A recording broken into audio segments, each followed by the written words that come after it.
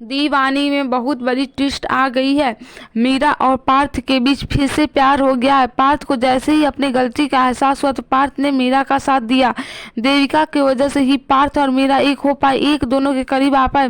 देविका की वजह से ही पार्थ को देविका की सच्चाई समझ में आई। अगर उस दिन देविका मीरा के ऊपर झूठा आरोप नहीं लगाती तो शायद देविका और पार्थ अभी भी एक दूसरे करीब रहते। जैसे ही मीरा ने देविका की सच्चाई दिखाई तो पार्थ को समझ में आ गया कि देविका जी उस दिन मुझे जो ऑफिस में प्रपोज की थी, सुबह में वह देविका जी सीरियस होकर प्रपोज की थी। देविका जी का चाल यही है कि वह मुझे और मीरा को अलग करना चाहती हैं, मुझसे शादी करना चाहती हैं। इसलिए देविका जी पापा को बुलाकर रखी हुई थी। जैसे ही पार्थ की मुलाकात दूसरी बार देविका अपने पापा से कराती है। देविका के पास पापा का तो पता नहीं होता है कि पार्थ शादीशुदा है, क्योंकि देविका के पिता जब पूछे तो मीरा को लेकर देविका बता दी कि एक अच्छी दोस्त है।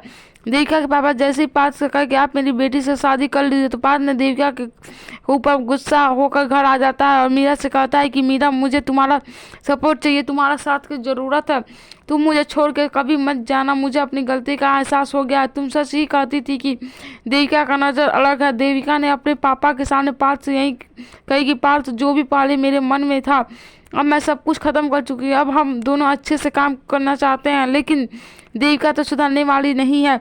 पार्थ के घर पर फिर से एक बहुत अच्छा सा बढ़िया सा ऑफर लेकर जाती है।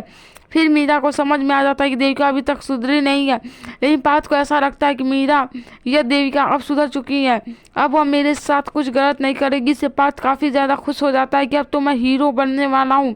और पार्थ सपना देखने लगता है कि और मैं मीरा दोनों मिलकर मुंबई जाऊंगा और पूरा मस्ती करूंगा। लेकिन जब देविका कहते हैं पार्थ मीरा नहीं जा रही है, मीरा नहीं जाएगी, तुम मेरे साथ चलोगे, तो उसके पहले पार्थ मीरा को डेट पर लेके चला जाता है। जैसे ही देविका देख लेती है कि पार्थ मीरा को लेकर लॉन्ग ड्राइव पर जा रहा है तो देविका चिल्लाते रह जाती है, पार्थ मुझे भी जाना है, पार्थ मुझे भी जाना है।